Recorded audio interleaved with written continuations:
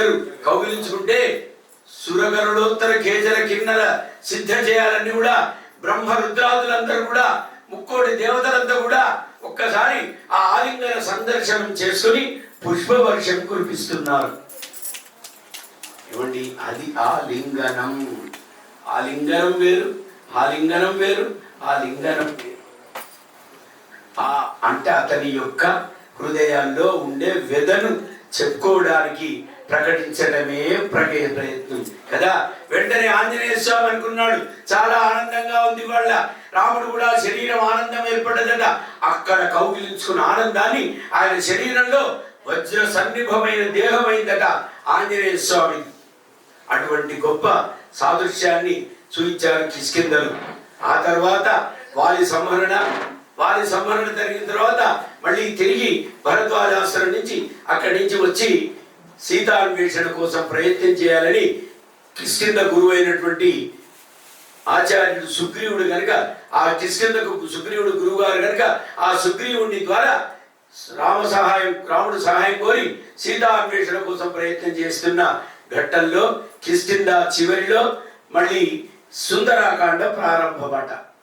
అందుకని వాల్మీకి అన్నాడు, కమలపత్రాక్షుడు ఈ భాగవతోత్తముడు కనబడ్డ వెంటనే రాముడి కళ్ళు అందంగా కనబడ్డాయి, రాముడి ముఖం అందంగా కనబడ్డది, ఆంజనేయుడి ముఖం అందంగా కనబడ్డది. ఈ ఇద్దరి కౌగిలింతలో పూర్వజ్ఞానం వచ్చింది సీతమ్మకు లంకలో. ఆ ఆనందము తండ్రి కొడుకులు ఆచార్యుడు శిష్యుడు కౌగిలింత విధానాన్ని తనకు కూడా పులకంకురం వచ్చి తాను కూడా అందంగా కనబడ్డది అని చెప్తాడు వాల్మీకి సీతమ్మను కూడా. కనుక ముగ్గురు అందంగా ఉండడం చేత ఈ కాండకు ఏం పెడితే బాగుంటుందని సుందర అని పెట్టాట. రామో విగ్రహవాన్ ధర్మ సౌందర్య రూప సుగుణాకర సార్వభౌమ సౌందర్య రూపుడు పుంసామోహన రూపాయ పుణ్యశ్లోకాయ మంగళం పురుషులను సైతం భోగించగలిగిన సదృశ్య గుణ సంపన్నుడు రామచంద్రుడు కనుక అటువంటి రాముడు అందంగానే ఉన్నాడు, ఆంజనేయుడు అందంగానే ఉన్నాడు, సీతమ్మ అందంగానే ఉంది. రాముడు ముఖ్యంగా హృదయ విదారకమైన ఆనందాన్ని కళ్ళల్లో ప్రదర్శించాడు కనుక ఈ కాండ సుందరాకాండ అని పెట్టాడు. చూడండి, బాలకాండ, అయోధ్యకాండ, కిష్కింధాకాండ, ఏమండి అక్కడ అరణ్యకాండ, యుద్ధకాండ అన్ని పోట్లాడలే. మళ్ళీ స్వామి ఒక చోట సేద తీరడము అంటారట దీన్ని. ఏమండి, పిల్లవాడు వివాహానికి ముందు వచ్చినప్పుడు విడిదిల్లు అనేది ఏర్పాటు చేస్తాం. ఆ విడిదింట్లో సేద తీర్చుకోమని ఆయనకు అన్ని ఏర్పాటు చేస్తాం పాపం. మళ్ళీ రామచంద్రుడికి విడిదిల్లు ఎక్కడయ్యా అంటే హనుమంతుడి యొక్క హృదయమే రాముడికి విడిదిల్లు, వేరే విడిదిల్లు లేదు ఆయనకు. అయోధ్యలో ఉన్న ఆనందం లేదు, మిథిలలో ఉన్న ఆనందం లేదు, అడవిలో ఉన్న ఆనందం లేదు. భాగవతోత్తముడైన ఆచార్య సంపత్తి కలిగినప్పుడు, ఆచార్యుని అనుగ్రహం పూర్తి కలిగినప్పుడు రామచంద్రుడు కూడా నేను కూడా శ్రీమంతుడిని అన్నాడు, నేను కూడా చెప్పుకున్నాడు. ఆయన ధర్మ పరిరక్షణకు వచ్చాడు కాబట్టి ఆ ఆంజనేయ స్వామి సీతా అన్వేషణ కోసం ప్రయత్నం చేస్తున్నామని చెప్తే అంత సభ ఏర్పరచుకున్నారట. రామ లక్ష్మణులందరూ కూడా, సుగ్రీవ అంగద జాంబవంతాదులందరూ కూడా గొప్ప సభ ఏర్పరచుకున్నారు. సభ ఏర్పరచుకుంటే రామలక్ష్మణుడు కూర్చున్నారు. ఆంజనేయ స్వామి అంత దూరంగా పోయి కూర్చున్నాడట. ఈ సభలో ముందు కూర్చోలే. ఎందుకో తెలిసిన ఆయనకు ఒక ఆలోచన వచ్చిందట. అమ్మని ఇచ్చి నువ్వు ఎలా ఉంటున్నావయ్యా, నీతో నేనున్నాను కానీ అమ్మని నాకు చూపించవా అన్నట్ట. రామచంద్ర నాకు అమ్మను చూపించు నానా, అమ్మను చూపించన్నట్ట. అమ్మ అని ఎప్పుడైతే శబ్దధ్వని వచ్చిందో రాముడు ఒక్కసారి పులకరించిపోయాట. అమ్మ అని పిలవగలిగిన మొదటి వ్యక్తి నీవు, జీవుడి రూపం కూడా అవతరించావు ఆంజనేయ అన్నాడు. అందరు అన్నట్ట. కొందరు వచ్చి రామచంద్ర సీతాన్వేషణ చేస్తున్నాం, ఇదిగో తూర్పు దిశకు వెళుతున్నాం అన్నారట. రాముడు అన్నాడు, తూర్పు దిశ ఎంచుకున్నావా, సరే వెళ్ళిరమ్మన్నాడు. ఎవరైనా వెళుతున్నాము అంటే కాదనకూడదట. అంటే ఇంటికి రాగానే వెళుతున్నామంటే కాదన అప్పుడు అనాలి. గురువుగారు చెప్పారు కదా, ఇంటికి రాగానే ఈ వాడు మన నీళ్ళు చెప్పితే వెళుతున్నామంటే ఈ వెళ్ళుడు వేరు, ఆ వెళ్ళుడు వేరు. వెళ్ళే వాడిని ఆపొద్దన్నారు కాబట్టి పోతా అంటే ఆపొద్దు ఇట్లా పోండి అని చెప్పొద్దు. ఆ శబ్దార్థం వేరు. ఇట్లా రాముని యొక్క రహస్యం ఇది కనుక ఆ వెళ్ళడం ఏంటంటే వాళ్ళు వచ్చి చెప్పారట, సుగ్రీవుడు చెప్పాడు తూర్పు దిశ కన్నారట. మళ్ళీ కిష్కింధకు సుగ్రీవుడు రాదు కనుక రాజు చెప్పినట్టు వాళ్ళ పరివారం వినాలి కనుక విజయోస్తు అన్నాడు రాముడు. ఒక అతను ఉత్తరానికి పోతున్నా అన్నాడు, కొందరు పశ్చిమానికి అన్నారు, మరికొందరు మౌనంగా కూర్చున్నారు విజ్ఞులు. అందులో ఆ కొన కూర్చొని అప్పటిదాకా రాముడిని ప్రార్థించిన ఆంజనేయుడు అమ్మ అమ్మ అని అమ్మను ప్రార్థించడం మొదలుపెట్టాడు. తల్లి జానకి మాత ఎక్కడున్నావు తల్లి, ఈ తనయుడికి ఈ బిడ్డ దర్శనం ఇయ్యదా?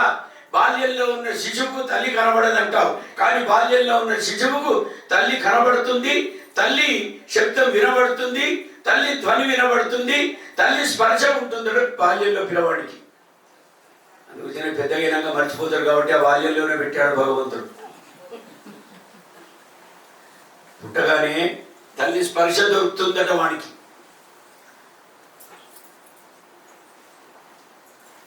తల్లి స్పర్శ జన్మించగానే చూడండి వాడికి ఎక్కడ రహస్యాలు తెలుస్తాయండి? ఎవరు చెప్తారు ఆయనకు రహస్యం? ఆ రహస్యం తెలిసిపోతుంది. తల్లి స్తన్యాన్ని ఇచ్చిన తర్వాత ఆ రహస్యం తెలిసిపోతుంది. తల్లి స్పర్శ చేత ఈమె అమ్మ అనే సంగతి తెలుస్తుంది ఆయనకు. బాల్యంలో ఇడిచిపెట్టని వయస్సు బాల్యం, వదిలిపెట్టి ఉండే వయస్సు యవ్వనం, పూర్తిగా వదిలించుకునే వయసు వార్ధక్యం. వదిలించుకునేది ఇక్కడ అందుకునే కనీసం మాకు ఈ మానవ జన్మ వచ్చినందుకు ఈ బాల్యంలోనైనా తల్లిని అభిమానించి గౌరవించి తల్లిని ప్రార్థించే గుణాన్ని బాల్యంలో అనుభవింపజేయించని పెరుమాళ్ళని ప్రార్థిస్తే బాల్యంలోనైనా చూడరా అని చెప్పాడు. తల్లి అడిగిందట, ఎప్పటికైనా నన్ను మర్చిపోవద్దన్నదట. అంటే నాయనని మర్చిపోమని కాదు, నన్ను మర్చిపోవద్దన్నదట. ఆ మర్చిపోవద్దనడానికి వాడికి ఆకలి దప్పి ఆయాసం అన్ని కూడా ఏర్పడ్డాయి. అవి ఏర్పడ్డాయి ఆయనకు. ఏమండి మళ్ళీ ఇక్కడ ఆంజనేయ స్వామి అంటున్నాడు అంత దూరం నుంచి, అమ్మ బాల్య దశలో నేను లేననుకుంటున్నావు, ఉన్నాను నీ దగ్గర అన్నట్ట. ఈయన ఎప్పుడున్నాడు బాల్య దశలో? స్వామి కన్నా ముందు అమ్మ దర్శనం కావాలి అని చెప్తాం మనం. మొట్టమొదలు స్వామి దర్శనం కావాలి. అనౌన్స్ చేసినప్పుడు వాళ్ళు లేరు, ఏం లేదు. మళ్ళీ స్వామి ఆయన కన్నా ముందు లభించాడట. కారణం ఏంటి అంటే చూడండి, రాముడి కన్నా ముందు రామలక్ష్మణుల కన్నా ముందు ఆంజనేయుడికి సీతమ్మనే కనబడ్డదట. ఎక్కడ కనబడ్డది? రావణాసురుడు అపహరించిపోయేటప్పుడు తన అమూల్యమైన ఆభరణాలన్నీ కూడా కింద పడేసింది. ఆ కింద పడేసిన ఆభరణాల యొక్క సమూహం చూసి అది సుగ్రీవుడు తెలుసుకొని ఏందో చూసినప్పుడంటే ఆంజనేయుడికి దొరికిందట. దాన్ని చూశాడు. చూసి ఒక్కసారి ఎక్కడి నుంచి పడ్డదని చూశాడు, కానీ మేఘల్లో అడ్డుకుపోయాడు రావణాసురుడు, కనబడలేదు. దాన్ని చూసి ఏదో ఆభరణం కనబడ్డదని దానికి దండం పెట్టి తీసుకొని వచ్చాడు. ఎందుకంట ఆభరణం దొరికితే కనబడితే కంటికి దండం పెట్టి తీసుకోమన్నారు. అప్పటి నుంచి ₹1 దొరికితే రోడ్డు మీద కంటికి అద్దుకుడు మనకు మొదలైంది. రాయి దొరికితే దండం పెట్టాం, ₹1 దొరికిందనుకో ఎంబడే దండం పెడతాం. ఎప్పటి నుంచి వచ్చింది అంటే ఆంజనేయుడు చెప్పిన పాఠం. ఆ తల్లి మూట పడడం చేత ఆ మూటకు ఒక్కసారి దండం పెట్టిండట. ఆ తరువాత ఇచ్చాడు. రాముడికి చూపిస్తే రాముడు లక్ష్మణుడికి ఇచ్చాడు, చూడమన్నాడు. ఆ మూట ఇప్పి చూస్తే రాముడు అనుకున్నాడు, ఈ ఆభరణం ముందు చూపించాడట, ఏమో నేను పెట్టింది కాదన్నాడు ఆయన. భర్త ఎప్పుడు కూడా భార్యకు చేయించిన ఆభరణాన్ని గుర్తు పెట్టుకోవద్దట. అది నేను చేయించింది అంటే చాలు అంటారు. కాబట్టి ఈయన చెప్పుకోకూడదు, ఆమె చెప్పాలి నువ్వు చేయించినవని. కనుక ఆ భరణం అవుతుంది అప్పుడు, లేకుంటే ఆభరణం అవుతుంది. రాముడికి ఆభరణం చూపించాడట, ఏమో తెలియదు ఎవరిదో అన్నాడు. చివరికి లక్ష్మణ నువ్వే చూడు, నా వల్ల కాదన్నాడు. ఒక పాద గజ్జలు చూశాడు, నూపురాలు చూశాడు. చూసి లక్ష్మణ్ అన్నట్ట, ఇది అమ్మ సీతమ్మయ్యేనా అన్నా అన్నట్ట. ఎలా చెప్పామన్నాడు? నూపురే చవిజానామి నిత్యం పాదాభివందనాత్. మా అమ్మ సీతమ్మకు నిత్యం కాళ్లకు దండం పెట్టడం అలవాటు నాకు, కాబట్టి ఆ కాళ్లకు దండం పెట్టినప్పుడు ఆమె నెత్తి మీద చేపెట్టి దీవించే వరకు నేను లేచేవాడిని కాదు. కాబట్టి ఆ గడియలో ఆమె పాదాన్ని మాత్రం దర్శించేటప్పుడు నాకు నా అమ్మ పాదానికి నా కంటికి మధ్యలో ఈ కాళ్ల గజ్జలు కనబడేవన్నయ్యా అని చెప్పాట.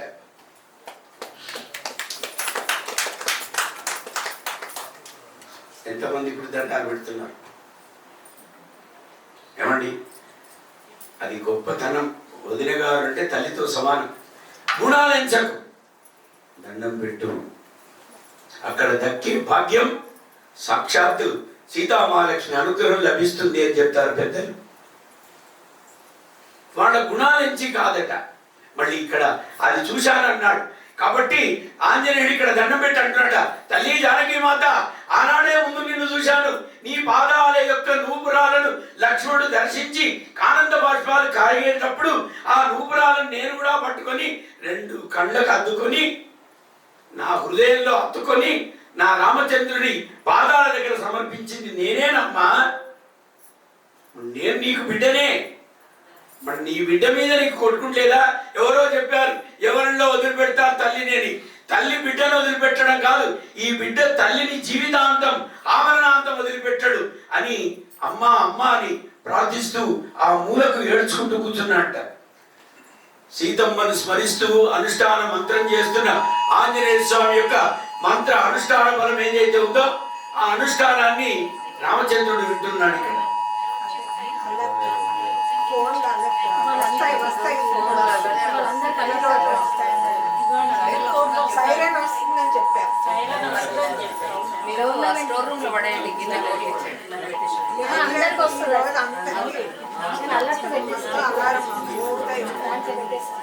రామునికి వినబడమే ఈ ధ్వని.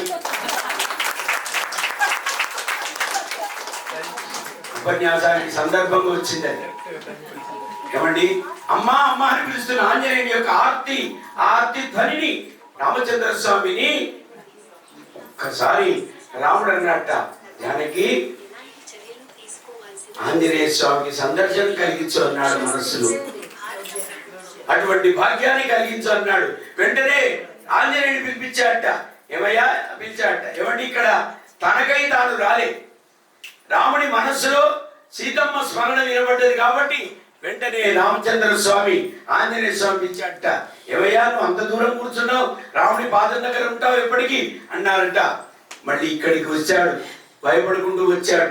వస్తే నాకు అమ్మ కావాలి అన్నాడు ఆయన తప్ప నేను వెతుకుతానని చెప్పలేదండి. ఇప్పటి వాళ్ళమైతే ఏం చెప్తాం మనం, నేను చూస్తాను నీకు భయం లేదంటాడు. అడిగేవాడు అసామాన్యుడు అనుకోడు, సామాన్యుడు అనుకొని ఈయన అసామాన్యుడు ప్రవర్తిస్తాడు. నేనున్నాను పో నీకు అంటాడు. ఏమండి, బలిచక్రవర్తి అలాగే అన్నాడు, నేనున్నాను పో నీకు భూదానానికి అన్నాడు. నేనున్నాను పో అన్నాడు, నేను ఇస్తాను పో అన్నాడు. వామనుడు అధికారం అడిగే కన్నా ముందే చెప్పించాడు పర్సనల్ సెక్రటరీస్ తోటి, బలిచక్రవర్తి సామ్రాజ్యం ఎంతవరకు వ్యాపించి ఉందో. అంతా భూమి చూపించావు కానీ పైది నువ్వు చూపించలేదు బలిచక్రవర్తి అనుకున్నాడు వామనుడు. ఏమండి, మళ్ళీ భూమి మీద మొత్తం ఒకటే పాదం పెట్టాడు, భూవంతరాలు 2వ పాదం పెట్టాడు, 3వ పాదం నెత్తి మీద పెట్టాడు కదా.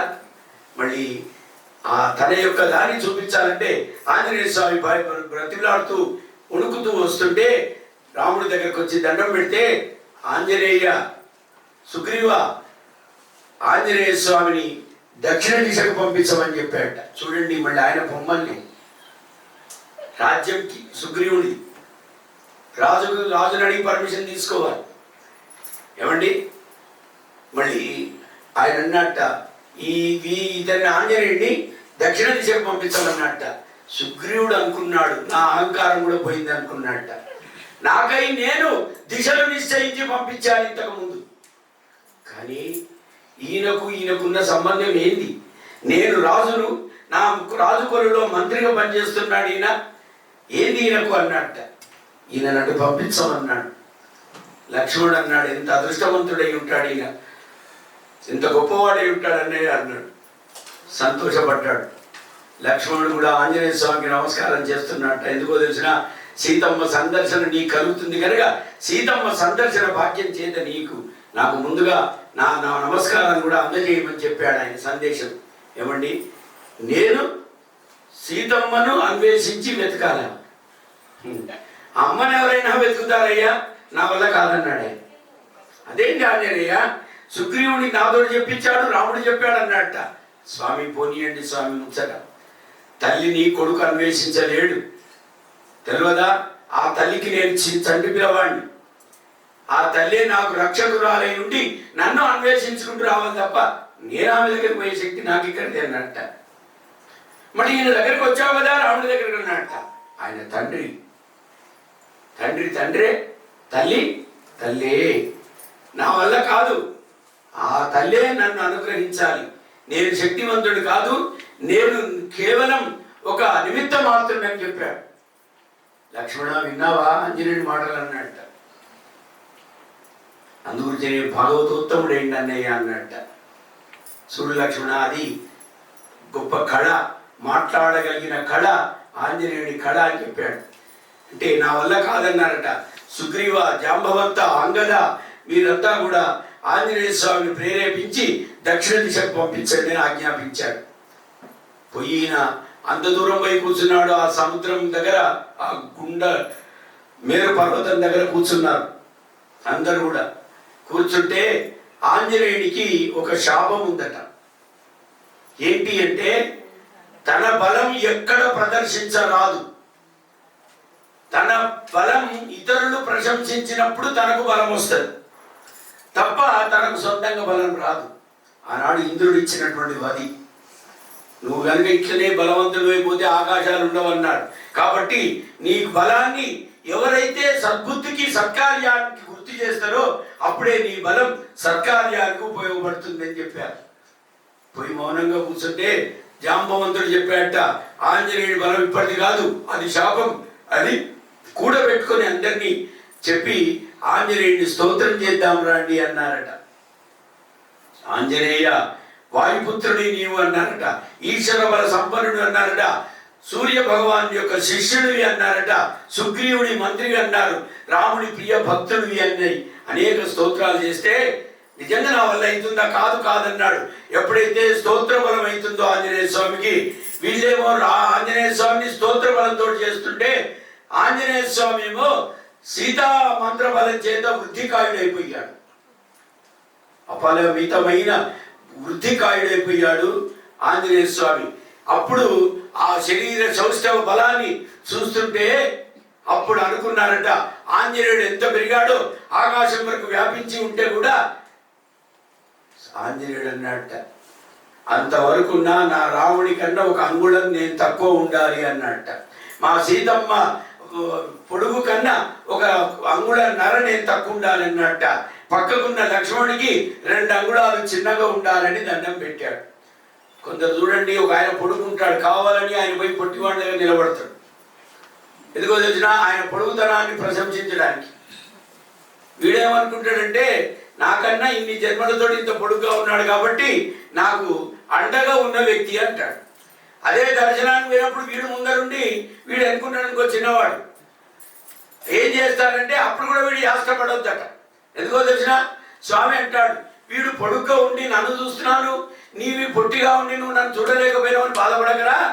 నిన్ను ఇక్కడ నా కార్యస్థలం ముందర, నా దర్శన స్థలం ముందర వీడు నిన్ను ఒక 5 నిమిషాలు నిలబెట్టిన దర్శన భాగ్యుడు వీడే. వాడు ఎదురుగా నిలబడ్డాడు కాబట్టి వాడు ఇంకా వీడు నిలబడ్డాడు. వాడు 5 నిమిషాలు నిలబడ్డాడు కాబట్టి వాడు పడుకున్నాడు. వాడు ఎవరు గుంజ అవతల పడేయడం లేదు. వాడి ఆకార భీకర ఆకృతిని చూసి భయపడ్డారు కనుక అంతవరకు వాడు స్తోత్రం చేస్తుంటే నీవు కూడా వాడి వెనుక ఉండి నన్ను స్తోత్రం చేస్తున్నావు. వాడిని నేను చూస్తలేను, వాడి గర్భమూలం నుంచి నేను నిన్ను చూస్తున్నాను అంటాడు స్వామి. మళ్ళీ వీళ్ళందరికీ అంగుళం తక్కువైపోతున్నాడు ఆంజనేయుడు. ఇక్కడ ఏమిటి అనుకున్నాడు జాంబవంతుడు, తాత ఈ రూపం నాకు ఇంతే ఉండాలన్నారట. నీవు కనుక తలుచుకుంటే వైకుంఠం వరకు కూడా నీ శరీర వ్యాప్తి పొందుతుంది అన్నట్ట.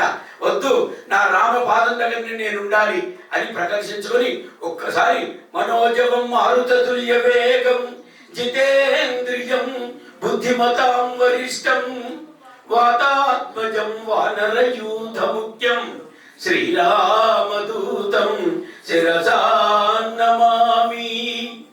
ఆంజనేయ స్వామి మంత్రబలం చేత, శక్తి బలం చేత, స్తోత్ర బలం చేత వాయు బల సంపన్నుడై, ఆ యొక్క ఈశ్వర బల సంపన్నుడై, అమిత బల పరాక్రమికుడై, వాయు యొక్క కుమారుడు కనుక వాయు మార్గంగా నడిచే శక్తి సంపాదించుకున్నాడట ఆంజనేయుడు. ఒక్కసారి ఆ పర్వతం మీద కాలు పెట్టి ఒక్కసారి పెకిలిస్తే పర్వతం తునాతునకలైపోతే మేరు పర్వతం అనుకుందట. ఇంతకాలం ఈ పర్వతం మీద అందరు ఎక్కి దిగి అనుష్ఠానాలు చేశారు, కానీ నాకు ఈ భాగ్యం కలగలేదు.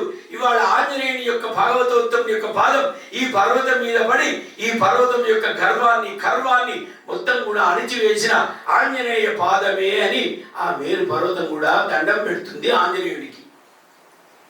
అహంకారంగా ఉంటుందట మేరు పర్వతం. ఎప్పటికీ మేరు పర్వతం సుమేరు పర్వతాలని రెండు పెరుగుతూ ఉన్నాయి. ఆ మధ్యలో అగస్త్యుడు వెళ్ళి వీటిని పెరవనీయకుండా ఆయన అటు వెళ్ళి తిరిగి రాలేదు కాబట్టి అక్కడి వరకే ఉండేటవి.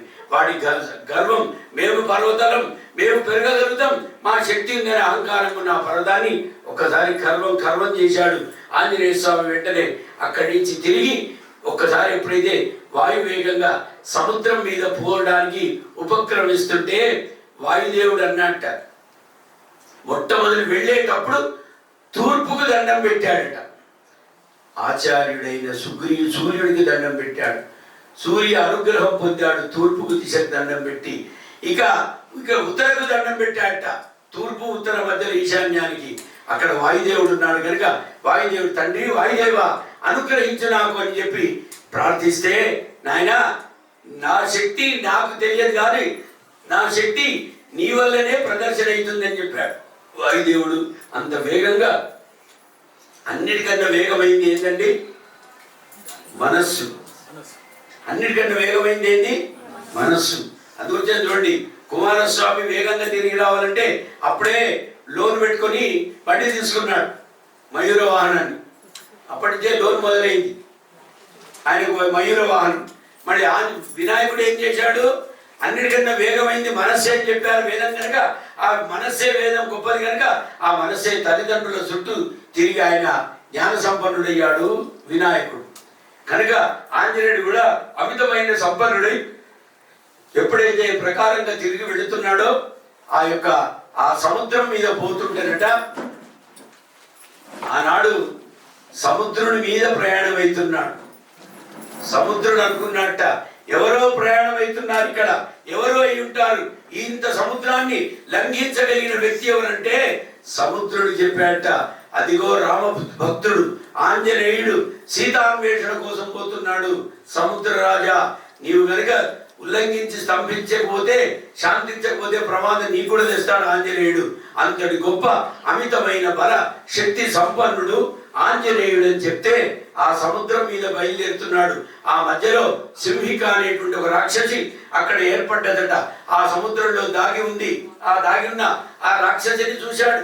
ఒక్కసారి రాక్షసి అనుకుందట, ఒక్కసారి గబాళించి ఆయనను పక్కకు ఒకసారి మింగేసి దగ్గరికి పెట్టుకుంటే స్వామి ఎన్నో విఘ్నాలు అనుభవిస్తుంటూ వస్తున్నాడు. కారణం ఏంటండి? రామచంద్ర స్వామి వెళ్ళేటప్పుడు ఒక టికెట్ కొనిచ్చాడు.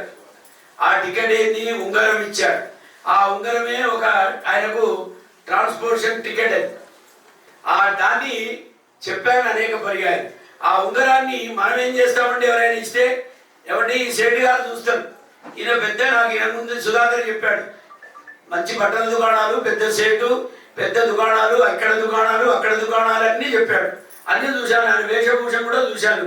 చూసిన తర్వాత నేను అన్నాను, ఇవన్నీ నాకు బట్టలు కనబడలేదు కానీ నీ మనస్సు కనబడ్డది అని చెప్పాను. ఈ బట్టల పెద్ద దుకాణాలు, పెద్దవాడు అనే దానికన్నా ఈ దుకాణాలు ఇవన్నీ పక్కకు పెట్టి పెద్ద మనస్సు చేసుకొని జీవించు, అదే నీకు పెద్ద తత్వం అని చెప్పాను ఆయనకి. మీలో పెద్ద మనస్సు చూశానని చెప్పాను. కనుక ఆయన కూడా అదే ఆర్తి పొందాడు. నా పెద్ద మనస్సు, మీ దర్శనమే నాకు పెద్ద మనస్సు. ఇవాళ ఆంజనేయ స్వామి సుందరాకాండ వినడానికి ఎంఎస్ రామారావు గారిని చెవు కోసుకొని అందరికీ నేను ఇస్తుంటాను స్వామి. పిచ్చి అభిమాని ఆంజనేయుడిని అన్నాడు ఆయన. రాముడికి ఆంజనేయుడు అభిమాని అయితే ఆంజనేయుడికి అభిమాని అయిన ఆయన వారు. ఏమండి, అందరికీ దక్కుతుందా? మళ్ళీ ఆంజనేయుడిని ప్రేమించడానికి కారణం రాముడి అవతారమే, రాముడి జీవనే కదా. మళ్ళీ అలాంటి సంశయం కలిగినటువంటి ఈయన బయలుదేరుతుంటే ఆ ఎన్నో విఘ్నాలు, రామచంద్ర స్వామి ఇచ్చిన ఉంగరాన్ని ఆయన చేతికి పెట్టుకోలేదట. ఇచ్చిన ఉంగరాన్ని చేతికి పెట్టుకోలే. దాన్ని ఏం చేశాడంటే నెత్తికి కట్టుకున్నాడు. ఒక పాయ తీసి ఆ నెత్తి పాయలో కట్టేసుకున్నట్ట. అక్కడ ఎందుకు కట్టుకున్నావు ఆంజనేయ లక్ష్మణుడు అంటే, ఇది నా రాముని యొక్క ఉంగరం, ఇది నా రాముడి పాదం ఇక్కడ ఉంటది. నా రాముడి ధరించిన ఉంగరం కనుక నా రాముడి పాదంగా భావిస్తాను. ఆ పాదం నా మీద నెత్తి మీద ఉండాలని భావించాను కాబట్టి రాముడు ఇచ్చిన ఉంగరాన్ని తలపై కట్టుకున్నానని చెప్పాడు ఆంజనేయుడు. మనం దేవుడికి ఇచ్చే ఉంగరాన్ని కూడా ఒకసారి మనం పెట్టుకుంటాం, ఇది బాగుంటది అంటారు. పాపం అన్ని సమర్పిస్తూ ఇస్తుంటున్నాం. మనం ఇవ్వడం కాదు, ఆయనకు లేనిదేంది, మనం ఇచ్చేది ఏంది? ఏమండి, స్వామికి లేనిది ఏం చెప్పండి? బంగారం లేదా, వస్త్రాలు లేవా, శక్తులు లేవా, సిద్ధులు లేవా? ఏంది ఆయనకు లేనిది? మన దగ్గర ఉందేంది, ఆయన దగ్గర లేనిదేంది? మన దగ్గర ఉన్నది భక్తి, ఆయన దగ్గర లేనిది ముక్తి. కాబట్టి ఈ భక్తికి ఆయన ప్రధాన పాత్ర పోషిస్తాడు కనుక ఈ భక్తి అనే రసానికి ఆయన పాత్రుడు కనుక భక్తితో నన్ను ప్రార్థించండి అన్నాడు. 10 లక్షలు వేసినా వెంకటేశ్వర స్వామి వాడిని అలాగే చూస్తాడు, 10 కోట్లు వేసినా అలాగే చూస్తాడు. 10 సార్లు ఉచిత దర్శనం చేసుకొని 10 సార్లు ప్రసాదం తిన్నవాడు కూడా అట్లనే చూస్తాడు ఆయన. చూడడా ఏమండి, ఉచిత దర్శనం వచ్చిన వాడిని చూస్తాడు, ప్రత్యేకంగా వచ్చిన వాడిని చూస్తాడు, డబ్బులు వేసిన వాడిని చూస్తాడు. ఉండిలో డబ్బు లేక ఆ ఉండికి దండం పెట్టిపోయేటోడు ఒకడు ఉంటాడు. అందుకని అమ్మవారు చెప్పిందట, ఏమయ్యకుండా పోకురా వెంకటేశ్వర స్వామి దగ్గర అంటే ఏమయ్యాలి అన్నట్ట. ఏమయ్యాలి అని చెప్పి ఆ పోయేటప్పుడు ఆ గుండికి వీడు 2 చేతులు పెట్టి దండం పెట్టినాడు. ఏది లక్ష్మి, వీడు నాకు గుండికి దండం పెట్టిపోతున్నాడు అంటే ఈ వచ్చిన ద్రవ్యం గనుక నీకు సమానమైతే ధర్మమైన సొమ్మును మాత్రమే తీసుకో అని దండం పెట్టాడు. అదేంద్రా వచ్చినని నా ఒకటి చెప్పాడు చూడండి, ఎక్కడో విన్నాను నేను. భూమి మీద పడ్డ పైసలన్నీ నాయి, ఆకాశం మీద పడ్డ పైసలన్నీ నీ అన్నాడు. ఎక్కడో చూశాను కదా సినిమా. వాడు తెలియగలడు, పైకి వేసిండు. పైకి పోయినాయని నీరా అన్నాడు. వీడు అల్ప సంతోషి, పైకి పోయినాయని నాకే అంటున్నాడు. ఇసరైతే పైకే పోతుంది అనుకున్నాడు, పడితే కింద అని తెలియలేదు. కాబట్టి పైన పడ్డే నీ, కింద పడ్డే నాయన ఏరుకుంటున్నాడు. అబ్బా ఇది కాదురా అన్నాడు. వీడు దండం పెట్టాడు ఉండికి. ఎందుకు పెట్టావంటే ధర్మాధ్యాయకృత, స్వామి ఇందులో ధర్మమైన సొమ్మును తీసుకో. ఒకవేళ వాళ్ళు అధర్మంగా కనుక సంపాదిస్తే వాళ్ళని దీవించి అధర్మాన్ని పోగొట్టి జ్ఞానం కలిగించి ధర్మబుద్ధులను చెయ్యని వీడు దండం పెడతాడు. కాబట్టి అలాంటి ద్రవ్యానికి దోషం లేకుండా చేయగలిగిన భాగవతోత్తముడే భక్తుడు. ఏమండి, అక్కడ పెట్టమన్నాడు, అదిగో చూపించాడు స్వామి. ఏమండి, అది కావాలి. ఆయన దగ్గరికి పోయి మనం ప్రార్థించేది ఏంటంటే సర్వే జనా సుఖినో భవంతు. ఆయన దగ్గర పోయి దండం పెట్టేది అదే. ఏం పెడతాం మనం పోయి దండం ఆయనను అంటే? ఆయన దగ్గర లేని కాదు, ఆయన దగ్గర లేనటువంటి ఒకటి భక్తి ఆయన దగ్గర లేదు. ఆ భక్తి అనేది భగవంతుడు మనకిచ్చాడు. ఆ భక్తి అనే భావన చేత ఆయన కనుక నివేదన సమర్పిస్తే ఆ భక్తి అనే అమృతాన్ని దాగి ఆనందంగా ఉంటాడు భగవంతుడు ఎప్పటికీ. అదే నివేదన. రామాయణానికి సుందరాకాండ నివేదన.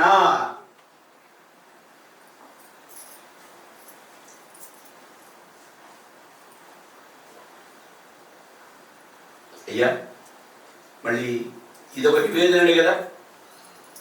మళ్ళీ ఆయన ఆ యొక్క భాగవతోత్తముడు కనుక ఆ పైన పెట్టుకొని ఈ టికెట్ పెట్టుకొని ఇదే ఆయనకు టికెట్ అనుకొని చెప్పి పోతుంటే మళ్ళీ ఈ సముద్ర మార్గంగా పోయేటప్పుడు ఈ టికెట్ ఈ టీటీలో కనబడతలేదు. మళ్ళీ ఇక్కడ సింహిక కూర్చున్నాడు, ఈ సింహికకి ఇది కనబడలేదు. ఎవరో నా పైనుంచి పోతున్నాడని చెప్పి ఒక్కసారి ఆగ్రహ నుంచి పిలిస్తే వెళ్ళిపోయాడు. అక్కడికి వెళ్ళిపోయి దాన్ని సంహరించేటప్పుడు దానికి ఆంజనేయ స్వామి పాదం ఎప్పుడైతే సంహరిస్తాడో ఒకసారి చూస్తే ఆ పైన రామ ముద్రిక కనబడ్డదట ఆ రాక్షసికి. ఆహా ఏమి నా భాగ్యం! నా మరణానికి పూర్వాంగంగా భగవదోత్తముడైన ఈయననే నా ఆంజనేయుడు, ఈయన రామచంద్ర స్వామి ముద్రిక పట్టుకొని వచ్చాడా. ఆ ముద్రిక సందర్శనం నాకు చివరి ప్రాణానికి పోయే ముందు సందర్శన భాగ్యం కలిగించిన సీతారాములకు విజయోస్తు అన్నది ఆమె దీవించింది. రాక్షస బుద్ధితో వచ్చిన వాడైనా జ్ఞానబుద్ధి కలిగి భగవంతుడిని దీవించగలిగిన సగుణ సంపన్నులు చాలా మంది ఉంటారండి. ఏమండి, అందుకనే భగవంతుడి దగ్గర లేని ఒకటి భక్తి. ఆ భక్తి గలది మన దగ్గర ఉంది. ఈ భక్తి మనకు ఎలా వస్తుంది? ఆచార్యుని ద్వారా భక్తి మనకు వస్తుంది. ఆచార్యుని ద్వారా భక్తి మనం సంప్రాప్తింప చేసుకొని ఆ భక్తి అనే మూట మన దగ్గర ఉంటే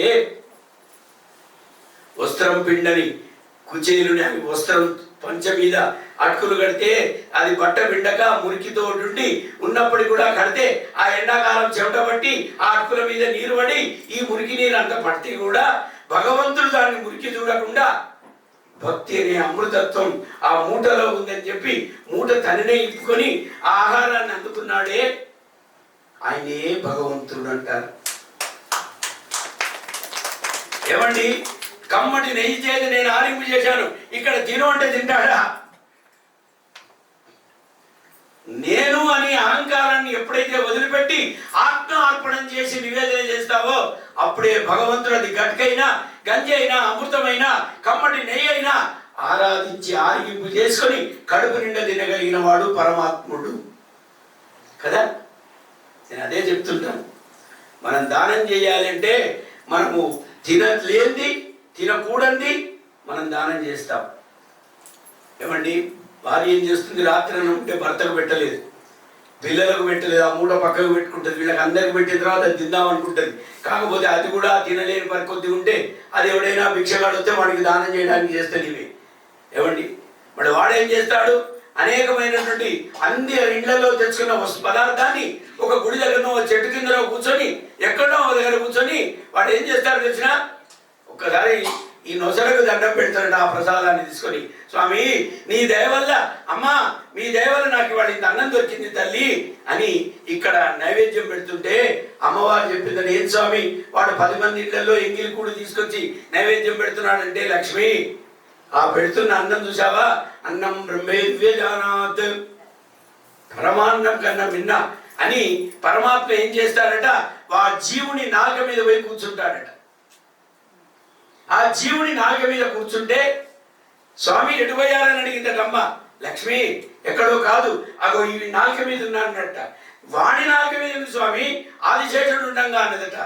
లక్ష్మి ఈ జీవుని యొక్క నాలుకనే నాకు ఆదిశేష సమానం అన్నాడు స్వామి. ఎప్పుడైతే నాలుక మీద కూర్చున్నాడో అక్కడ ఏం చేస్తున్నారంటే, ఈ ముక్కుందే ఇది వాసన కలిసి ముందు తినడానికి పదార్థాన్ని కడుపులో పోకుండా చేసేది ఇదట. కాబట్టి వాయుదేవుడు పిలిచాడు, నువ్వు విసిరగల నాకు విసిరవతా, నాకు విసిరకు, ఈ ముక్కుకు విసిరమన్నట్ట. ఈ దుర్గంధానికి విసురు, ఇది సుగంధం అవ్వాలి అన్నాడు. ఆ ముద్ద వాడు ఎప్పుడైతే ఇక్కడ పెట్టుకున్నాడో, పెట్టుకుంటే అప్పుడే అది గొప్ప పదార్థంగా మారిపోయింది. స్వామి నోట్లో వాడు ఆ జీవుడు నోట్లో పెట్టుకుంటే నాలుక మీద కూర్చొని దాన్ని ఫిల్టర్ చేసి వాడికి ఆహారంగా తీసుకొని లోపలికి పంపించాడు. మళ్ళీ అమ్మవారు ఏం చేసింది, ఆయన పంపిన పదార్థానికి మరి ఆమె కూడా సేవ చేయాలి కదా. ఆమె ఏం చేసిందట, వాడిని జీర్ణాశయంలో పోయి కూర్చుందట తల్లి. జీర్ణాశయంలో కూర్చుంటే ఆ తల్లి అక్కడ కూర్చుంటే, ఏందమ్మా ఇక్కడ కూర్చున్నావు నువ్వు అంటే, మీరు పంపించిన పదార్థాన్ని వాడికి బలంగా కలిగించి వాడికి జీర్ణం కలిగేటట్టు నేను చేస్తున్నాను తల్లి అన్నదట. ఏమండి, అడుక్కొచ్చుకున్న 4 ఇళ్ళ అన్నం అది నివేదన పెట్టిన మరుక్షణం భగవంతుడు అక్కడికి వచ్చి ఆ ప్రసాదాన్ని అందుకున్నాడంటే ఎంత గొప్ప రహస్యం అండి. మళ్ళీ వీడు కడుపు నిండింది, వీడు తిన్నాక ఏం చేశాడట, కడుపు బాగా రాసుకొని అమ్మ అన్నట్ట. స్వామి అన్నాడు, అరే అమ్మ అంటే వెతురా, నీ అమ్మకన్నా ముందే నేను వచ్చి నాలుగు మీద కూర్చున్నా, నన్ను మర్చిపోయావా అన్నట్ట. అనగానే ఇప్పుడే భయపడరే మీ నాయన గుర్తు చేయాలంటే అయ్యా అన్నట్ట. అమ్మయ్యా అన్నాడు కడుపు నిండిన వాడు.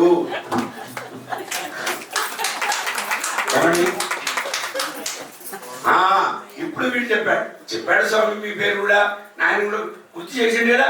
సరే, అరే రేపటి నువ్వు ఎక్కడ తెచ్చుకున్నా ఆహార రూపం భగవంతుడికి కావాల్సింది భక్తులుగా ప్రకటించిన పదార్థమే కావాలి తప్ప లేదు కాదు కదా. ఈ సింహిక కూడా రామచంద్ర స్వామి ఆ యొక్క ఉంగర దర్శనమైనప్పుడు ఆ అనంత లోకాలు కనబడి, ఆహా ఈ మోక్ష కటాక్ష కోసమైనా స్వామి ఆంజనేయుడికి ఎలాంటి విఘ్నం లేకుండా ఈ యొక్క ప్రాంతాన్ని దాటిస్తానని చెప్పి అశువులు కోల్పోయింది రాక్షసి. అక్కడి నుంచి మళ్ళీ తిరిగి పైకి వచ్చాడట. ఏమిటి అంటే, ఇక్కడ రహస్యం ఏమిటంటే, ఆంజనేయ స్వామి సముద్రం మీదుగా పోతున్నాడు. సముద్రుడు అనుకున్నట్ట విష్ణుమూర్తి అల్లుడే ఆయన. ఏమండి, ఆయనకు అల్లుడే కదా. ఎప్పుడో కాళ్ళు కడిగేటప్పుడు అల్లుడి కాళ్ళు పుట్టుకున్నాడు ఆయన. అత్త నీళ్లు పోయాలి, అల్లుడు కాళ్ళు కడగాలి. మామ కాళ్ళు కడగాలి కదండి అల్లుడికి, అత్త నీళ్లు పోయాలి. అత్తగారు ముట్టుకోవద్దు అల్లుడి కాళ్ళు, దోషం. ఈయన కడగాలి. ఈయన ముట్టుకోకపోతే దోషం. ముట్టుకున్నాడు. ఎంత శ్రీమంతుడైనా ముట్టుకోవాల్సిందే కదా. కాళ్ళు కడిగేటప్పుడు అప్పుడు తెలివి గొప్పవాడు అయితే ఏంటంటే ఆ కడిగేటప్పుడు ముట్టుకున్న వివాహం మత్స్యావతారంలో అనుభవించిన అవతార ఘట్టం సముద్రుని గుర్తుకొచ్చి మళ్ళీ రాముణ్ణి ఆంజనేయుడు కాగులించుకున్నాడు కాబట్టి నేను ప్రధాన ఉంగరం ఆనాడు రామచంద్రుడికి విష్ణుమూర్తికి పెట్టే ఉంగరం కనుక ఒక్కసారి దానితోటి ఈ ఆంజనేయుడు ఈ సముద్రంలోకి రావాలి అంటే ఏం చెయ్యాలి? సింహికను పంపించాడు.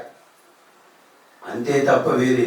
నా దగ్గర కూడా ఒకసారి వచ్చి డబాలు అని సముద్రంలో పడ్డావనుకో, నా అల్లుడి కాళ్ళు కడిగిన ఆనందం నాకు కలుగుతుంది, నా అల్లుడు నిన్ను కౌగిలించుకున్న ఆనందం నన్ను కూడా కౌగిలించుకున్న ఆనందం కలుగుతుంది, నా అల్లుడికి పెట్టిన అంగుళీయం నాకు దృశ్యం అవుతుంది అని సముద్రుడు తాపత్రయపడి ఒక్కసారి రాక్షసుడు పెట్టాడు తప్ప లేకుంటే ఆంజనేయుడు దానికి భయపడేవాడు కాడు.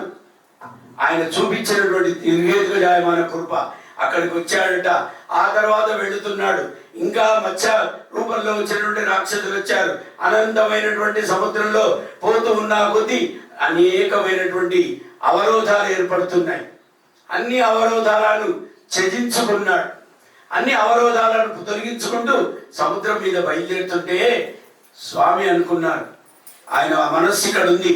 ఆనాడే ఇప్పుడు మనం ర్యాపిడో బుక్ చేస్తే ఎక్కడ దాకా ఉంది అనేది ఇప్పుడు మనం తెలుసుకుంటున్నాం అంటున్నారు. ఇప్పుడు కాదు, ఎప్పుడో ఉంది అది. ఏమండి, ఆంజనేయ స్వామి పోయేటప్పుడు రామచంద్ర స్వామి ఉంగరం ఇచ్చిందే స్కానింగ్ ఉంగరం. తెలుసునా? సైన్స్ అప్పటి నుంచి ఇప్పటికీ కాదు సైన్స్. వేదమే వేదం, మా సుప్రీం వేదం ఎప్పటికి కూడా ఆనాడే ఇచ్చాడు. ఎక్కడెక్కడ ఉంటాడు, ఏమేం చేస్తాడు, ఎలా పోతాడు అన్నది ఈ స్క్రీన్ షాట్ లో ఈయన చూస్తున్నాడు. ఏమండి, లంక దాటుతున్నాడు. అందుకనే దాన్ని లంక అన్నారు. లంక అయితే లంక అంటే లవణాసురుడు, ఉప్పుతో కూడిన లంక. సముద్రం అంటే రాక్షస గుణం కలిగింది లంక అని అర్థం. రాక్షస ప్రవృత్తితో ఉంది లంక అని అర్థం. ఆ రావణాసురుడు రాక్షస ప్రవృత్తి దుర్మార్గ కూడా హీనుడు కనుక వాడు ఉండడం చేత ఆ సముద్రుడు కూడా ఉప్పుగా మారిపోయి ఆ రూపంగా ఉంటాడు. చివరికి లవణాసురుడిని శత్రుఘ్నుడు వచ్చి సంహరించి తీసుకుపోతాడు. ఆ ఘట్టం వేరే. మళ్ళీ ఈయన ఎప్పుడైతే దీని మీద పోతుంటుంటే అన్నాడట, అంటే నీవు ఇక్కడికి రాగలిగినవు ఆంజనేయ అంటే, ఆహా స్వామివారి పాదఘట్టాన్ని కడిగిన సముద్రుడు వీరేనా, కాబట్టి ఆ మీ కుమార్తె యొక్క అన్వేషణ కోసం పోతున్నాను, నన్ను దీవించండి అన్నాడు. తండ్రిగా బాధ్యత ఉండి కూడా భాగవతోత్తముడైన నీకు బాధ్యత ఇచ్చాడు. ఒకవేళ సముద్రుడికే కనుక బాధ్యత ఇస్తే పోకపోయాడా? కాదు. సుగ్రీవుడికి ఇస్తే పోకపోయాడా? కాదు. వారికి ఇస్తే పోయేవాడే కాదు. కార్యదక్షుడు ఆంజనేయుడికి కలిగినటువంటి భాగవత సందర్శనం చేత ఆయన అక్కడక్కడ తిరిగి ఈయన చేత యోగం చేత మరణించగలిగిన వాళ్ళు కొంతమంది లంకిణి ఉంది కనుక అందుకు ఈయననే పంపించాడు.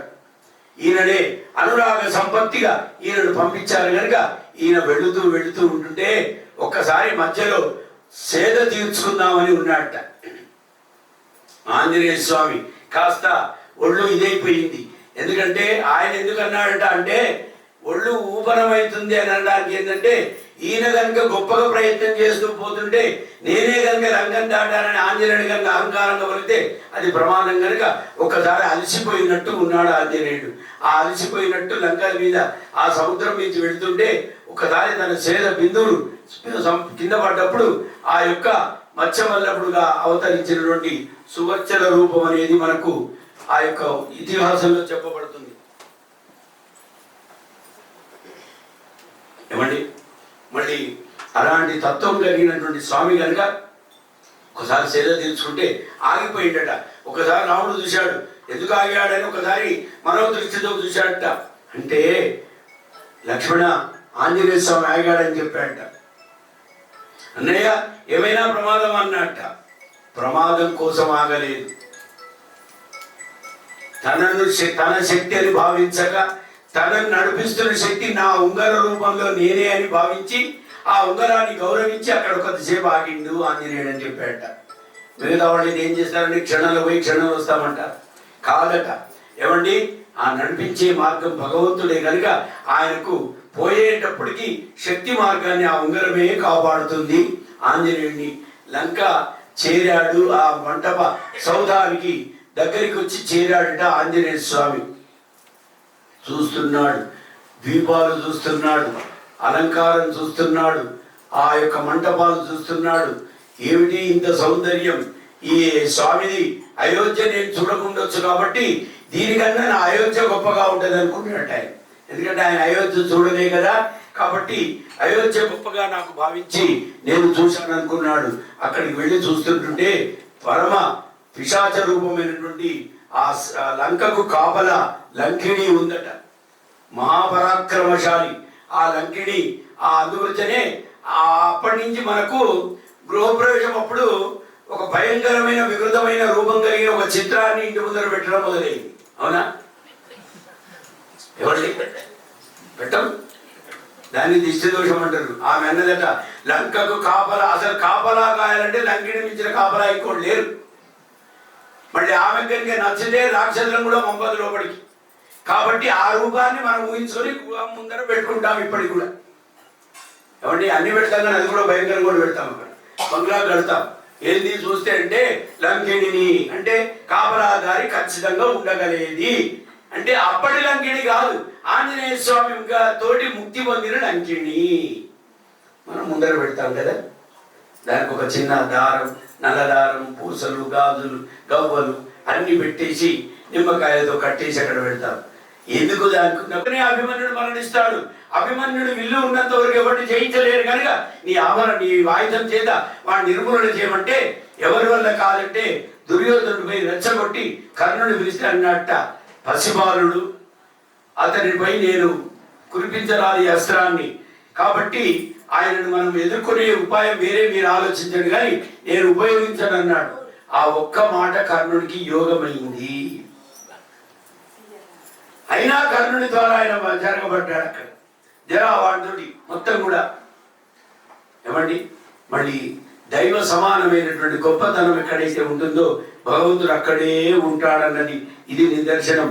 ఇక్కడ లంకిణి కాపలాగా ఉంది అంటే రాక్షసుడికి కాపలాదారిగా ఉంది అంటే ఆమెకు ఒక శాపమట. ఎవరైతే భాగవతోత్తముడు వచ్చి ఆ భాగవతోత్తముడు నీ నోటి ద్వారా వెళ్ళి నీ నోటి ద్వారా ఈ యొక్క కర్ణాల ద్వారా వ్యాపించి వచ్చినప్పుడు నీలో రాక్షసత్వం పోతుంది అన్నారట. మాయా లంకిణి అంటారు ఆమెను. మళ్ళీ ఈయన వచ్చినటువంటి భాగవతోత్తముడు ఆంజనేయుడు రామకార్యార్థి వచ్చిండు, సీతా అన్వేషణ కోసం వచ్చిండు అని సాటి స్త్రీ అయిన మొట్టమొదలు స్త్రీ రూపంలో ఉన్న లంకిణిని సంహరించడానికి వెనుకాడిండట.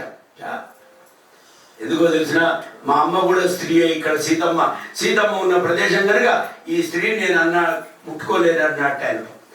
కానీ ఆమె కూడా చిత్ర విచిత్రాకృతితో యుద్ధం చేసింది. ఈయన ఆంజనేయుడి కని బ్రహ్మ శాపం ఆమెకు చెప్పిందట. ఆ వచ్చిన వాడు ఆంజనేయుడు అతి బల సంపన్నుడు, ఈశ్వర సత్వ సంపన్నుడు, నీకు ప్రదాయకుడు అన్నప్పుడు మరి నువ్వు రెచ్చగొట్టకపోతే ఆయన రెచ్చిపోడు కనుక నువ్వు రెచ్చిపోమని చెప్పారట ఆ లంకిణికి. ఎప్పుడైతే ఆ రెచ్చిపోయిందో ఈయన వెళ్ళి ఆ లంకిణి యొక్క నిజ రూప సందర్శనానంతా కూడా మొత్తము చూసి వచ్చాట. అంటే దానికి ఎలాంటి మాయ అంటే ఈయన నా నోటి నుంచి పోయి గర్భంలో మొత్తము మార్చారట. అంటే కడుపులో ఉన్న విషాన్నంతా కూడా పారద్రోలిన వాడు అంటారు. అప్పటి నుంచి మనకు వచ్చింది కడుపు నిండా అంటారు. అనగానే ఏమంటుంది అని గట్టిగా రెండు చెవులు పెట్టి కడుపు పెట్టి ఏవో కడుపు నిండా అంటున్నాడు. కడుపు నిండా కనుక్కున్నావమ్మా నువ్వు అంటాడు. మళ్ళీ అంటే ఈ ఉద్దేశం ఏం తెలుసా, కడుపు నిండా విషం ఉంది అని అనబోయింది. ఆమె భయానికి కడుపు నిండా కనుక్కున్నావు పిల్లల్ని మాత్రం నువ్వు అంటే నేను కడుపు నిండా కనుక్కుంటే నీకెందుకే బాధ అంటే కాదు. అంటే ఈమెకు సంతానం లేదు, ఆమెకు ఉంది. కర్తృవకు లేక వినతకు ఇదని చెప్పి ఆనాడు చెప్పుకున్నట. కడుపులో విషం అనేది కడుపులో ఉంటుందట ప్రతివాడికి. మానవుడికి ఎక్కడ ఉంటుంది విషం? అందుకొచ్చే నిలువెళ్ళగలదు అన్నాడు ఆయన. తల పాముకు మాత్రం అక్కడే ఉంటుంది, కానీ మనిషికి నిలువెల్ల విషం అని చెప్పాడు. ఆ నిలువెల్ల అనేది ఎక్కడ ఉంటుంది అంటే, నిలువు అంటే నిలువగలిగిన ప్రదేశం ఏంటంటే ఉదరమే. ఆ ఉదరంలోనే విషకుంభం ఉంటుంది కనుక, ఆ విషకుంభమైనటువంటి రాక్షస విషకుంభం కనుక, అహంకార విషకుంభం కనుక, ఆ లంకిణి గర్భంలో ఆంజనేయ స్వామి భాగవతోత్తముడు వెళ్ళి ఆ విషాన్ని మొత్తం కూడా అమృత తుల్యంగా మార్చాడు ఆంజనేయుడు. ఏమండి, అక్కడ ఎప్పుడైతే కడుపులోకి పోయిండో, ఆహా నా జన్మ ధన్యం, ఇవాళ ఈ భాగవతోత్తముడు సందర్శనం వల్ల ఈ మంట ఇదంతా కూడా పోయింది నాకు అని ఆవేదన వ్యక్తం చేస్తుంటే ఒక్కసారి చెవులోంచి వచ్చాడట. ఎందుకో తెలిసినా, ఈ చెవులోంచి ఎందుకు వచ్చావు ఆంజనేయ అని అడిగారట. ఆ చెవులో తుప్పు పట్టిపోయింది. రావణాసురుడి యొక్క మంత్ర ప్రభావం, రాక్షస మంత్రం విని విని ఆ చెవులు తుప్పు పట్టిపోయాయి కాబట్టి దాన్ని కూడా ఒక్కసారి వాచ్ చేశానన్నాడు ఆంజనేయుడు. ఎక్కడెక్కడ స్పర్శ కలిగిందో అక్కడక్కడ జ్ఞానామృతం కలిగింది. మళ్ళీ ఇక్కడి నుంచి ఇటెందుకు వెళ్ళామన్నట్ట అంటే, విన్నదాన్ని మొత్తం విడిచిపెట్టిందో లేదో కాబట్టి ఈ దాంట్లో కూడా లోపల ఏమైనా స్టాగ్నెట్ అయిపోయి ఉంటే, ఆ విషతుల్య విహారమైనటువంటి మన వాక్యమైనా ఈ చెవిలో ఉంటే దాన్ని కూడా గుర్తుకొచ్చానని చెప్పాట ఆంజనేయుడు. ఏమండి, ఇంతగానని చెప్పిన చెవులో మనకు మా పాదముచ్చనే ఉండదంటే ఆంజనేయుడు కాదు కదా. అలాంటి సహస్ర ఆంజనేయుడు వచ్చిన మన విషకుంభం మారదు, మన చెవుల్లో ఉండేటువంటి తుప్పు మారదు. రామాయణమే అంతకన్నా అర్థం కాదు కదా.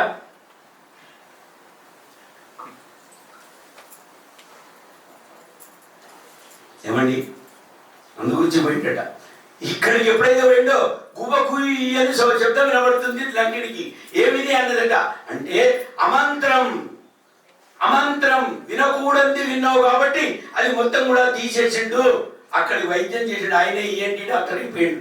అసలు ఒక మాట చెప్పాలంటే టోటల్ డాక్టర్ ఎవరంటే ఈఎన్టీ స్పెషలిస్ట్ ఆంజనేయుడు. ఏమండి, ఆయన స్పెషలిస్ట్. ఆయన నోస్కి వెళ్ళిపోయాడు, నోటికి వెళ్ళిపోయాడు, చెవులోకి పోయాడు. పోయి అన్ని మొత్తం స్కానింగ్ చేసి మొత్తం మార్చుకొని ఇద్దరికి వస్తే ఒక్కసారి మళ్ళీ ఈతలికి వచ్చిన ఆంజనేయుడిని చూడలేక మళ్ళీ ఒకసారి నోరు తెరిచిందట. మళ్ళీ ఎందుకు తెరిచింది అంటే, మొదటిసారి నా రాక్షస దుర్బుద్ధిని పోగొట్టడానికి పోయావు, రెండవసారి నా గర్భ సంభూతుడు పోయి అవతరించు ఆంజనేయ అన్నప్పుడు మొత్తం ఒక యజమాని వాడిని నేను వస్తున్నానంటే, పాపం అయోధ్యలో చెప్పిన దగ్గర నుంచి వాడు ఇద్దరాల మూలు తాపత్రయం. మీకు తెలుసో లేదో, ఏదో నేను సభలో ఆవేశంగా ఊదిన మాట మంత్రం ఏదైతే ఉందో వాళ్ళిద్దరు అక్కడి నుంచి మొదలుపెట్టాడు. ఆయన అక్కడి నుంచే ఫోన్ మొదలుపెట్టాడు. ఏం చేయాలి, ఎట్లా చేయాలి, ఎప్పుడు చేయాలి, గురువుగారికి ఏ మర్యాద ఉండాలి, ఏ విధంగా చేయాలి అని చెయ్యాలి చెయ్యాలి చెయ్యాలి అనే తాపత్రయంతో వాళ్ళు సతమతమైపోయి ఇంతవరకు తీసుకురాగలిగింది. ఏమంటే సామాన్యమా? చెప్పడం సులభం, చేయడం కష్టం. అందులో భక్తితో కూడి ఏదో విషయాన్ని చెప్పడానికి అనేది. మళ్ళీ నాయన, ఈ ఫలం రామాయణం వినని వారందరికీ కూడా ఈ సర్వస్వమైన ఫలం లభిస్తుంది. రామాయణం విన్నవాళ్ళు కూడా ఉపన్యాసంలో చెవులు అడే పెట్టి, కళ్ళిటు పెట్టి, ముచ్చట మీద నోరు పెట్టి వాళ్ళ ప్రయత్నాలు కనుక ఉంటే ఆ తుప్పు కూడా లంకినీళ్ళు ఓడగొట్టినట్టు ఆంజనేయ స్వామి ద్వారా ఆ అవతారాలన్నీ కూడా ఏర్పడతాయి. అక్కడ వచ్చిన వాళ్ళందరూ ఎంతమంది విన్నారు నాకేం తెలుసు, అందరూ విన్నామంటారు. సరే, ఆస్క్ వన్ క్వశ్చన్ అని గురువుగారు చెప్తారు కానీ అడగరండి అంటారు. ఏమండి, కారణం ఏమిటంటే అది దైవ లక్ష్యం. రెండవసారి వచ్చానంట. ఒక్కసారి వెళితే ఆ లోపల చేరితే ఆహా ఆ ఆనందం, అబ్బబ్బబ్బా, ఆ అంజనాదేవి అనుభవం, ఆనందం అనుభవించిన అనుభూతి ఈ గర్భంలో అనుభవించి, ఆంజనేయ ఇన్నేళ్లు ఈ రావణాసురుడి కొలువు చేసి చేసి నేను దుర్మార్గురాలై ఉండి నిజంగా రావణాసురుడికి నేను దండం పెడతాను. ఎందుకో తెలిసిన, లంకలో నన్ను ఏ దిశకో డ్యూటీ వేయలే, ప్రధాన గేటు దగ్గరికి ముఖద్వారానికి నన్ను పెట్టాడు. కాబట్టి మొట్టమొదటి నీవు నన్ను చూసి నాకు అనుగ్రహం కలగడానికి ఆయన పెట్టిన అనుగ్రహం కావచ్చు. కాబట్టి ముఖద్వారం దగ్గర ఉన్నప్పుడు నాకు నా దోషం అంటకుండా ఉండడానికి మరి నువ్వు ఎలా వస్తావంటే, ఆ గర్భం పరిగినట్టే మనము గృహం ముందర గుమ్మడికాయ కొడతామట. గుమ్మడికాయ కొడతాం. ఆ కొట్టేటప్పుడు ఆ గుమ్మడికాయ మీద కొద్దిగా చిక్కడి పసుపు వేసి కర్పూరం బిళ్ళలేస్తే ఆరతి ఇయ్యాలట. ఎవరికి ఆరతి? అది ఆంజనేయ స్వామికి హారతి అది. భాగవతోత్తముడి స్పర్శ సందర్శన భాగ్యం. దేవండిటుగా నిటనాటిన నర్క్యమే నింజునేని ఇటలను దేవించునా భాగ్యమేమిట నా సీతమ్మ సందర్శనం. ఒక మాట చెప్పాట, కర్పూరం పెట్టి ఇస్తే ఆ గుమ్మడి రూపంలో ఉన్న అంటేనే, ఆహా భాగవతోత్తమ, ఈ ఇంటికి ఇంతాళ్లకు నేను రాక్షస రూపంలో ఈ మండపానికి కావలదారి ఉన్నాను, ఇక నుంచి ఆంజనేయుడే రక్ష అని ఇచ్చి పలకొడితే అది ఆ పక్కకి చేస్తే మళ్ళీ దాంట్లో సీతమ్మ వారు సౌభాగ్యంగా పసుపు కుంభ సమర్పించడం. అందుకే గృహ ప్రవేశం అన్నారు. ఎందుకంటే అక్కడ కొట్టాలి, ఆమె కొట్టాలంటే ఏదో భయం అని కాదు. ఎన్ని మళ్ళీ అక్కడ అది సాంప్రదాయం, మళ్ళీ అక్కడ అది పెట్టాలి. పెడితే మళ్ళీ నన్ను ఎవరైనా పూజిస్తారా ఆంజనేయ అంటే చెప్పిండట, ప్రతి గృహప్రవేశాలలో ఇల్లు కట్టేటప్పుడు కానీ ఎవరి దోష దృష్టి లేకుండా నీవే ఆ ఇంటికి రక్షపై ఉండమన్నాడు. అప్పటి నుంచి పెద్ద ఫోటో, నోళ్ళు పండ్లు తెరిచి భయంకరమైన ఫోటో పెద్దది పెడతాం. చూడండి ఎందుకు పెడతాం? వీడి దుర్బుద్ధి ఆమె పీల్చుకుంటది. ఒకవేళ వీడు దుర్బుద్ధి కలిగి ఉంటే వాడిని పిలుచుకోమని చెప్పిందట అలాంటి. అంటే ఆమె వచ్చేటప్పుడు కావాలా ఉంటుంది, గేట్ కావాలా, ఇక్కడ రావాలని గేట్ పాస్ చేయాలి కదా ఈయన. ఏమండి మళ్ళీ ఆ కావలాలు అక్కడ ఉంటుంది ఆమె. అంటే లోపలికి వచ్చేవాడు నిజంగా సుందరాకాండ వినేవాడేనా? ఆహా వినేవాడైతే నీ కాళ్ళకి దండం పెడతాడు. నువ్వు విని పోయేటప్పుడు మళ్ళీ ఈ గడప దాటిపోయేటప్పుడు లోపలికి పోయి విన్నది ఈ గడప దాటేటప్పుడు ఆ రామాయణాన్ని, ఆ సుందరాకాండ వైభోగాన్ని నాకు ఇక్కడ అప్పచెప్పి పొమ్మంటదట. అందుకనే మీ అప్పటికి ఈ శాపం కూడా వచ్చింది. గేటు దాటంగానే అన్ని మర్చిపోతాం మనం. గురువారికి మా తప్పు కాదు, ఆనాడు తప్పు కాబట్టి గడప దాటాం, అక్కడ ఆమెకు అప్ప చెప్పాం, సుందరాకాండ వైభవం. ఇంటికి పోగానే ఏం చెప్పాడు? ఏమో చెప్పిండి, బాబా ఎంత బాగా చెప్పిండు అని ఒక్క మాట మాత్రం చెప్పి దానికి అవతారాన్ని సమాప్తి. ఏమండి ఎంత బాగా చెప్పిండి, అంత ఏం చెప్పిండి, ఎంత బాగా. మా సుధాకర్ అందరికి కన్వీనియన్స్ చేస్తుంటాడు. ఆయన ఏం చెప్పాడు ఎక్కువ, ఒక్కసారి వచ్చి విను, ఆ వింటే నీకే అర్థమైపోతుంది, తప్ప నేను నీకేం చెప్పను పో, ఇక్కడ చెప్తే నేను గొప్పతనం కాదు, అక్కడికి వచ్చి విను అంటాడు ఆయన. ఏమండి యథాశిష్ట భగవత్ స్వరూప సంబంధం చాలా గొప్పదండి. భాగవతోత్తముడి సందర్శనం మహత్వాక్యమైంది, చాలా గొప్ప ఆనందం. అందుగురించనే ఆచార్య పురుషుడై ఉన్నాడు ఆంజనేయుడు రామాయణానికి మొత్తానికి కూడా. కనుక ఎప్పుడైతే ఆ లోపలికి వచ్చి దానికి జ్ఞానాన్ని కలిగిస్తుంటే, ఆ విషబుద్ధులు పోడగొడితే జ్ఞాన ప్రబుద్ధులు కలిగిస్తే, ఆహా ఆంజనేయ ఇక నీవే నాకు శరణాగతి అని బ్రహ్మ శాప విముక్తి చేశాడు ఆంజనేయుడు లంకినికి. ఎప్పుడు గడియారం కనబడకపోయింది సార్, ఎదురుగా పెట్టిండు. అమ్మగారు ఉంటే చెప్పింది నేను చూపించాలన్నా అన్నది, నువ్వు ఏం చూపించకన్నా. ఎందుకో తెలిసిన ఎదురుగా గడియారం కనబడి వచ్చిన తర్వాత 12:30 వరకు ఉపన్యాసం కాబట్టి ఏమో అప్పుడు దృష్టి పోలే. ఎందుకంటే వచ్చిన వాళ్ళని ఎక్కువ సమయంతో పీడిస్తే అబ్బో అయ్యగారికి 1 గంటలుగా చెప్పేటట్టున్నాడు కాబట్టి మళ్ళీ మనం సమయానికి చేద్దామని అనుకుంటారు.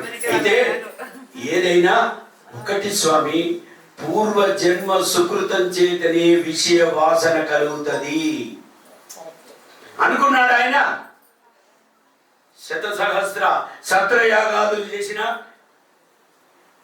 శతసహస్ర అశ్వమేధాది క్రతువులు చేసిన దీటుకు సమానం కాని రామాయణ సర్వస్వానికి సుందరాకాండ నివేదన చేయడమే వాటన్నిటికన్నా ఆ దంపతులకు మిన్న. ఎక్కడో ఉన్నాడు భగవంతుడు. మళ్ళీ నేను అదే చెప్పాను కదా, ఇవాళకి కరెక్ట్ గా 12వ రోజు అక్కడ ఉపన్యాసం ఆ వేదిక మీద ఉండి చెప్పి, ఇవాళ 12వ రోజు కనుక మా రామచంద్రుడు కూడా ఈ సభలో కూర్చొని సుందరాకాండ వైభోగాన్ని ఆయన కూడా వినటానికి. రాముడు ఏది వినడట, రాముడు ఏది వింటాడో తెలిసిన, ఆంజనేయుడి నోటి నుండి వచ్చే ప్రతి మాటకు ముగ్ధుడై బానిసైపోయి ఉంటాడు స్వామి. ఆయనకు బద్ధుడైపోతాడు. కనుక అక్కడ చెప్పిన దాన్ని అయోధ్య నుంచి మళ్ళీ రామచంద్ర స్వామి ఇవాళ ఈయన సదనానికి వచ్చి ఇక్కడెక్కడో ఒక చోట ఇక్కడ వేంచేసి ఉంటారు. ఆ దంపతులు కూడా, ఆ రాజదంపతులు కూడా ఆంజనేయ స్వామి యొక్క వర్ణన వింటుంటే సీతమ్మ కానీ, ఆ రాముడికి కానీ, అక్కడ ఉండేటువంటి లక్ష్మణ స్వామి కానీ గొప్ప కీర్తి ప్రదాయకమైనటువంటి కేంద్రమే ఇది. నిజంగా అపర, నేను ఈయన భవనానికి పేరు పెట్టాను. ఏంది అన్నాడు ఆయన, ఇక్కడ ధార్మిక సాహిత్య సంగీత మహాసభ మంటపం. ఎందుకో తెలిసిన, నాకు ఎందుకు వచ్చిందో తెలియదు. భాగవతం చెప్పిన రోజు నాడు అనుకున్నాను, ఓహో ఇందులో ఇక్కడ ఈ అంత రహస్యం ఉందని. మమ్మల్ని ఏ డయాస్ మీద కూర్చుని పెట్టినా అంత తృప్తి ఉండదు. మళ్ళీ ఈ మంటపంలో ఆకర్షణ శక్తి ఏముందో కానీ ఇది ముఖస్థుతి కాదు. లక్షలు సమర్పించిన ఈ సుందరకాండం నేను వైభోగాన్ని సమర్పించకపోతుంది. ఎందుకంటే ఆయుష్మాన్ భవ, సాధన సంపత్తి గుణ సంపన్న సమన్వితుడు, జ్ఞానగుణ సమృద్ధి సంపన్నుడు, నలుగురికి విషయాన్ని పంచిపెట్టాలనే సద్గుణ రాశి కనుక నాకై నేను అంగీకరించి ఈ అవకాశాన్ని ఆయన ఇచ్చినందుకు నేనే ధన్యత అనుకుంటాను. ఏమండి, ఇది గొప్ప మంటపం. రామాయణం స్వామి స్వయంగా కూర్చొని ఆ రాజదంపతులు వింటుంటుంటారు ఈ భగవత్ సంబంధమైన విషయాన్ని. కనుక మనం రోజు 5 రోజులలో ఈ సుందరకాండం నేను నాకున్న విజ్ఞానాన్ని మీకు పంచిపెడతాను. నాలో పెద్ద విజ్ఞానం లేదు, కాకపోతే నాకు కలిగినటువంటి అజ్ఞానం తొలగించడం కారణం అంతా మీరే. ఏమండి, అజ్ఞానం అని చెప్పడానికట అజ్ఞాని అజ్ఞానినా మయా దోషాన్ అని చదువుతున్నాడు ఒకడు. నిజంగా అజ్ఞాని, కానీ వెంకటేశ్వర స్వామి సుప్రభాతంలో శ్లోకం ఉంది కానీ ఇది అజ్ఞానినా మయా దోషాన్ శేషాన్ విద్దాన్ ఘరే అని చెప్పినప్పుడు వీడికి 3వ పాదంలో తెలిసింది క్షమసత్వం. అప్పుడు భయం కలిగి చేతులు జోడించింది. అప్పటిదాకా కూడా ఇంకా తొలగలే అహంకారం. అజ్ఞానినా మయా దోషాన్ అన్నట్ట. అంటే ఇట్లా ఎందుకు చెప్పేవరా, ఇట్లా పెట్టలేదంటే నా అహంకారం ఆకాశం అంతా వ్యాపించింది కనుక క్షమసత్వం క్షమసత్వం శశశైల శిఖామణే అంటే స్వామి అన్నారట, లక్ష్మి వాడు అజ్ఞానం అని నిసార్లు స్తోత్రం చేశాడు కదా, మరి వీడిని ఏం చేద్దామంట, ఆ జ్ఞానానికి మధ్యలో పులి స్టాప్ కామా పెడదాం, ఇన్వైటెడ్ కామా అన్నదట. ఆ అజ్ఞాని కాకుండా ఆ జ్ఞాని అన్నదట అమ్మ. ఏమండి, వాడు అజ్ఞాని కాదండి, ఆ జ్ఞానవంతుడు వీడు అంటే అప్పటి నుంచి తపస్సు చేసి జ్ఞానాన్ని సంపాదించుకున్నవాడు కనుక వాడికి అజ్ఞానం తొలగి జ్ఞానాన్ని కలిగించండి అని అమ్మవారు చెప్పినట్టు మనమందరం కూడా ఈ యొక్క సుందరకాండ విశేషమైన కాలక్షేపాన్ని మనం అంటే నా దగ్గర దొరికే ప్రతి వంటవాడు చేసినవాడు అంటాడట, చేస్తాడు ఏదో వంకాయ ఏదో చేశాడు ఫ్రై, వడ్డించేటప్పుడు వీడికి ఒక రోగం ఉంటుంది, తినేవాడికి ఒక రోగం ఉండాలి. ఏందో తెలిసిన ఆమె అడగకముందు వీడు చెప్పాలి, అబ్బా చాలా బాగుంది అన్నారు. ఏదో 10 నిమిషాల్లో చేసిన అంటది, చాలా బాగుందమ్మా ఎక్కడ తినలే ఇట్లాడు కూరగాయ మీ ఇంట్లోనే తింటున్నా అన్నాడు. ఎందుకంటే వీడికి 2-3 సార్లు వడ్డించుకోవాలి. వీడికి మంచిగా ఉంది అంటే 2వ సారి పెట్టండి అని అర్థం. ఏమండి, పెట్టారు. ఆమెకేం తెలిసిన వీడు తిని రుచి తెలుసుకొని చాలా బాగుంది అంటే ఆమెకు ఆనందం. ఏమండి, మళ్ళీ నూనె నెయ్యి మసాలాలు ఉన్న చోట ఒక చోటు ఉంటుంది. నాలాంటి వాడికి రాళ్ళు రప్పలు ఏది కట్టె ముక్కలు అవి, ఆ తర్వాత నీళ్లతోటి ఉడికించిన కూర నాది. ఏమండి, అంత పాండిత్యమైంది కాదు కదా, మామూలు కూర కాబట్టి నేనే అడగాలి, కూర మీరు తినలేరు బాగలేదేమో అనాలి. ఏమండి, అప్పుడు చాలా బాగుందండి, చాలా బాగుందంటే వీడికి రుచి తెలుసా, నాకేమేమైనా అయిందా, నీళ్లతో ఉడకబెట్టిన ఇది అది తింటే బాగుందన్నాడంటే ఆయన అన్నట్ట నీళ్లలో ఉడికించడానికి నీళ్లు తెప్పించి నిప్పు పెట్టి మంట పెట్టి ఊది అడవిలో చేసిన నీ శ్రమ ఈ కూర వాసనలో కనబడ్డది అన్నట్ట. పుల్ల సరోజనేత్ర కవి, నీ శ్రమ ఈ కూరగాయలో కనబడ్డది కాబట్టి ఈ శ్రమనే రుచి నేను భావించాను తప్ప కూర రుచి నేను చెప్పలేను అన్నాడు. ఎప్పటికీ శ్రమ గుర్తించాలి కనుక ఈ సుందరకాండ వైభవం మనం కూడా నాలో ఏ విధంగా చేశానో తెలియదు, కానీ మీరు కూడా కొద్దిగా ఆస్వాదించి ఆనందించి తరిద్దురుగాక. స్వస్తి స్వస్తి స్వస్తి స్వస్తి సన్మంగళాని భవంతు. సీతారామచంద్ర కటాక్ష సిద్ధిరస్తు. జై శ్రీమన్నారాయణ.